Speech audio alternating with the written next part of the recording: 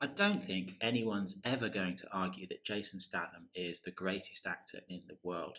But in terms of reliably entertaining movies, I think over the last 20 years, there aren't many people that actually beat him. Sure, it's not highbrow stuff, but things like the Transporter films, or Crank, or the Fast and Furious movies, they're kind of quite reliably entertaining movies. Unfortunately, The Expendables 4 isn't that kind of fun, it's actually really bad. In terms of the positives, there's a lot of gross out humour, which can be fun if you like that sort of things.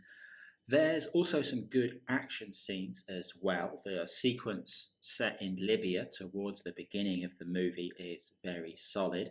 It's clear from the script that they're not taking it too seriously either, and the special effects, to be honest, are a little bit on the gory side for me, but they're kind of well done.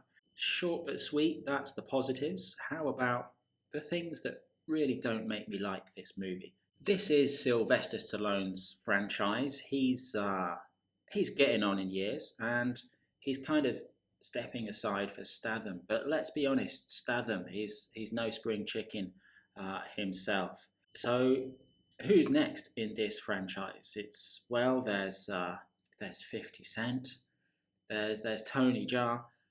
He's pretty cool. There's Megan Fox. Megan Fox holding a gun is like trying to watch a badger sing opera.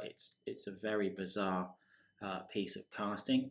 Dolph Lundgren is still here. He gets a little bit of a character arc, but honestly, that's pretty stupid as well. And there's this overwhelming feeling of kind of cheapness. Where are the people who starred in the earlier version, in the earlier movies in the franchise? It's all a little bit sad and desperate, and it feels undercooked and underdeveloped.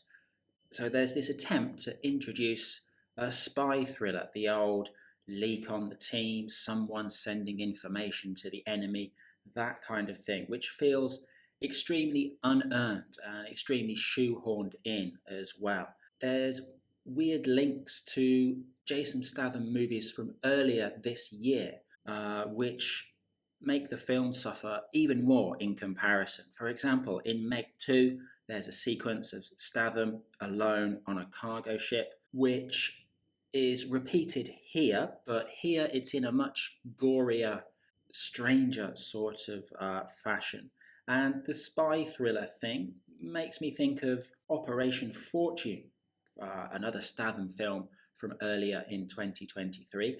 And I'm not saying that The Meg 2 or Operation Fortune were amazing films. I'm saying they were competent bits of fun in the kind of style you expect. If you're going to do a spy thriller, you need to take the time to build up the plot, to flesh it out, to make it believable. And Operation Fortune at least did a bit of work in that respect. Expendables 4 spits out half a dozen lines, and we're just supposed to buy it. So, who is this film for? Who's the audience? Is it drunk people?